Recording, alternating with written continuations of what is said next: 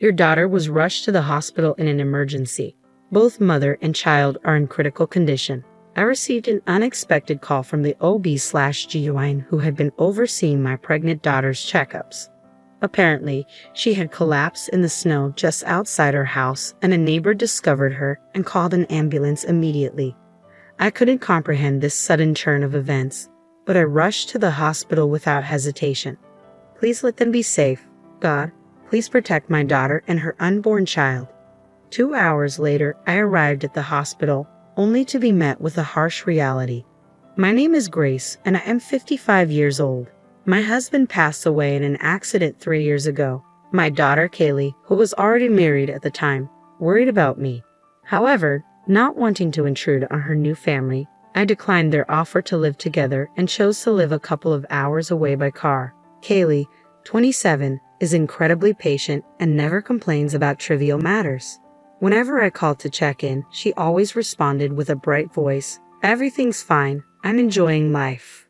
Her husband, Blake, is a brash person who has never shown me any respect since the day we first met. His self-centered tendencies often put his opinions before Kaylee's, even during their wedding preparations, leaving me to wonder if Kaylee was truly happy. However, I never anticipated this dire situation. Why was my pregnant daughter out in the snow? Please let her be safe. Upon arriving at the hospital, the neighbor who had called the ambulance was with me, providing details of what had happened. Just then, the doctor in charge approached. Your daughter is currently unconscious and in very critical condition. She was conscious when she arrived at the hospital and insisted that her husband not be contacted, giving us your phone number instead.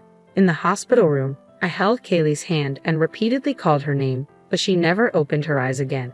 After a while, she quietly passed away. I couldn't believe that my dear Kaylee was no longer in this world. Overwhelmed with despair, my body felt as heavy as lead, and I couldn't stand up. After some time in shock, I had to call Blake, Kaylee's husband, from my cell phone. When he answered, his slurred speech made it clear he was heavily drunk. As soon as I said hello, he mistook me for Kaylee and began speaking unilaterally. "Hey Kaylee, is all the snow at the entrance cleared? Once you're done, come pick me up in the car. Blake, Kaylee has passed away." "Ha! What are you talking about? Who the hell are you?" I struggled to hold back my tears and told him I was Kaylee's mother. For a moment, he seemed to hesitate, but he refused to believe that Kaylee had passed away, convinced that I was lying. "You had Kaylee shoveling snow and took the house key to go out drinking, which led to this cruel outcome." "Shoveling snow? How do you know about that?" "All right, Kaylee must have told you." "No, I heard it from the neighbor. They found Kaylee fainted in the snow when they returned from shopping. When they asked what happened, Kaylee said something shocking. You had locked her out of the house before going out drinking, so she couldn't retrieve her cell phone and lost consciousness in the freezing cold. The house key? All right, I kept it because if it fell in the snow, it wouldn't be found." "Don't lie. You told my heavily pregnant daughter to stay outside until she finished shoveling snow." "Stop nagging, old woman. Don't interfere in our marital matters, and stop making tasteless jokes about death. Kaylee could have just simply be gone." No matter how many times I tried to explain to Blake that our daughter was no longer with us, he refused to grasp the reality. "Call a taxi and come home immediately. I'm heading to your house too. Let's talk face to face." "No way. You and Kaylee are planning to blame everything on me, aren't you?" "Oh, I feel sick. I'm too dizzy from the alcohol. I'll stay at a nearby hotel tonight." With that, he unilaterally hung up the phone. My heartfelt words failed to reach him at all. I didn't expect him to be this unreasonable, but I also didn't feel like calling him back. Contemplating my next move, I drained of the strength to drive 2 hours back to my own house, decided to spend the night at Kaylee's. Taking a taxi, I arrived at Kaylee's house, where I found vegetables like green onions and radishes left cut in the kitchen. She must have been preparing dinner just a few hours ago. She was here, and now I can't even talk to her. The pain is overwhelming. Kaylee. As I wiped my tears and cleaned up the kitchen, I stumbled upon Kaylee's diary in the kitchen cupboard. Recalling the conversations with the neighbor and the doctor, I realized this might offer insights into Kaylee's life. Desperate to understand why my daughter, who should have been eagerly awaiting the birth of her baby any day now, had been taken from us, I turned to her diary. I believed that within its pages lay the truth. What I discovered was beyond anything I could have imagined. Kaylee had resigned from her job due to declining health during pregnancy, unable to continue working.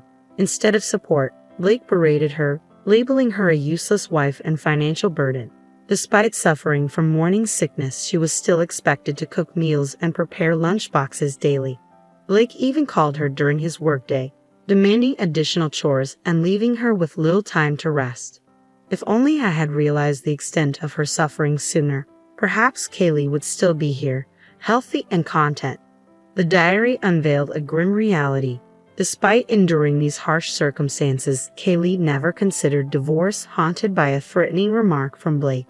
"Don't you dare think about leaving me and seeking freedom.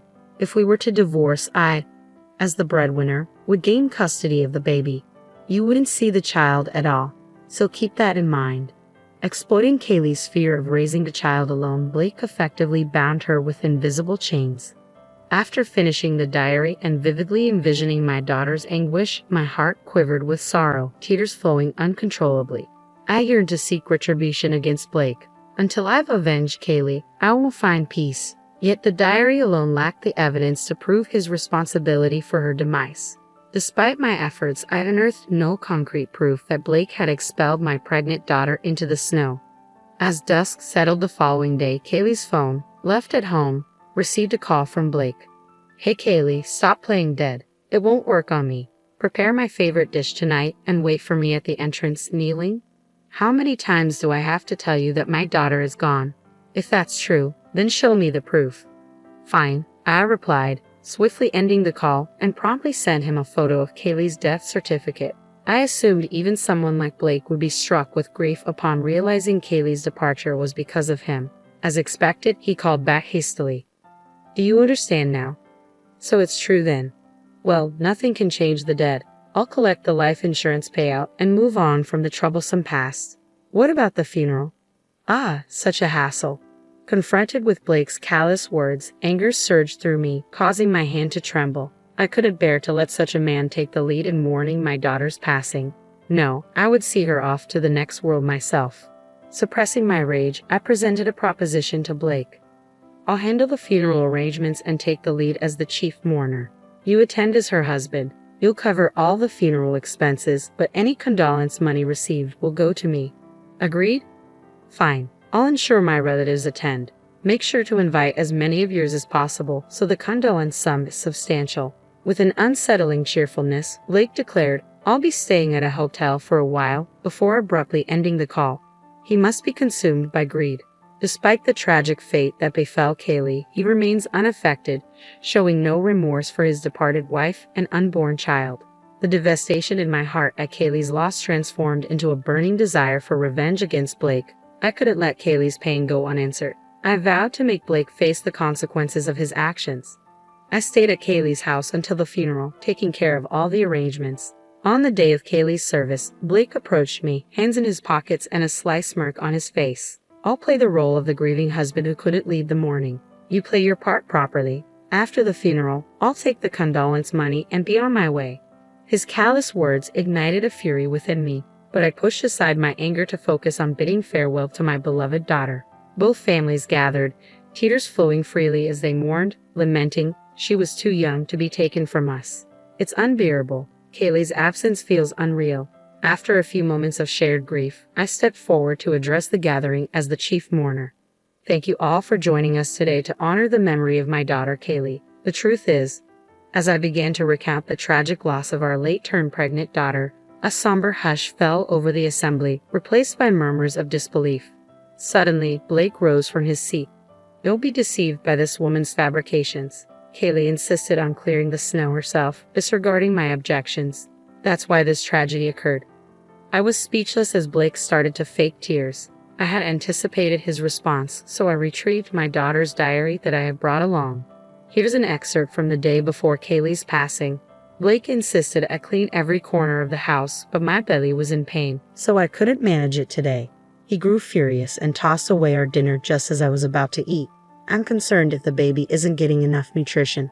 "That's an exaggeration," he interjected hastily. "I merely tripped and accidentally knocked the food off the table." "She's painting me as the villain. She's completely deluded," he interjected, but I brushed off his interruption and continued reading. "If we divorce, as I'm currently unemployed, I will be able to raise the child on my own. Blake told me, if you want to keep custody, you'll be my slave for life. Don't read things that aren't written there. You're causing everyone to misunderstand me. Despite his loud protests, his complexion was steadily paling, his expression betraying the truth. He began to advance towards me as if unable to contain himself, but some of our relatives intervened. Do you think you can get away with this? I'll call the police and have you arrested for defamation. Shouldn't you be the one facing the police? Don't overstep your bounds. Choose your words carefully. His true character was laid bare, no matter how hard he attempted to conceal it. Blake's piercing glare, directed at me, emanated pure villainy, evident to all who observed. Attendees sighed and murmured, "What a despicable man. The lowest of the low." Well, perhaps I overreacted a tad. Kaylee merely embellished our petty marital squabbles in her diary. Please trust me, he attempted to deflect, still under the illusion that he could talk his way out of the situation, oblivious to the seriousness of his actions. I reminded him that neglecting a pregnant woman and her unborn child, leaving them exposed to the elements, would result in severe consequences. You've got no proof. If you do, let's see it. He sneered down at me, chuckling as if he thought I was bluffing. We do have evidence. Before coming to the funeral home, I checked the dash cam footage from our neighbor's car. It captured everything. Ah, it's impressive how it's always recording, even when the engine's off. Well, I'm calling the police. As I presented him with the SD card from the dash cam, Blake clicked his tongue in frustration. Damn, I had already reached out not only to the neighbors but also to the doctor who had treated Kaylee, asking them to testify. I was mistaken. It's my fault. Let's settle this amicably. I'll give you half of the life insurance and condolence money, so please forgive me, Blake pleaded. Stop jesting. I lost my daughter, who meant more to me than my own life. Do you think you can resolve this with money? I hope you feel the same despair Kaylee felt out in the cold and harsh elements. I promptly dialed the police and relayed the entire situation. They agreed to hasten to the funeral home. Meanwhile, relatives present at the service kept a vigilant watch over Blake to prevent any attempt to flee. You'll be apprehended soon. You should seek forgiveness from Kaylee before then. Kaylee, I apologize. Please spare me from the afterlife, Blake muttered insincerely before turning to me and beginning to grovel pathetically. Mother-in-law, I'll apologize as many times as it takes. Please call the police back and explain it was all a mistake. Please, Blake pleaded desperately. I shook my head firmly, my gaze fixed on my daughter lying in the coffin. Kaylee was eagerly awaiting the arrival of her baby. I'll ensure justice is served for your wrongs. With a cold stare, I watched as Blake approached, his face paling and trembling as he sensed impending consequences. No, help me, Blake pleaded, panic overtaking him as tears streamed down his face, attempting to flee but restrained by his father and relatives. They held him tightly, rendering him unable to escape as the police arrived. He was swiftly escorted away in the back of a patrol car. His parents and relatives later bowed deeply to me and my daughter, offering repeated apologies. As I glanced at my daughter's serene face in the coffin, it seemed to wear a faint smile. At last, a burden weighing on her heart has been lifted. Kaylee, may you journey to the other world unburdened. The dash cam footage and testimonies provided undeniable evidence leading to Blake's incarceration. Confined within the cold, towering walls of prison, surrounded by daunting individuals, he now faces the consequences of his actions. Additionally, he lost his job, and with his parents and relatives severing ties, his future prospects look bleak. On another note, I never disclosed to Blake, as he never inquired, but Kaylee's baby was born safe and sound. I have chosen to raise the child as Kaylee designated me as the beneficiary of her life insurance. As the child grows, I intend to pass down everything. I'm grateful that at least Kaylee's grandchild is secure. Moving forward, I will shower double the love onto this child, my own and that of my departed daughter. 3.5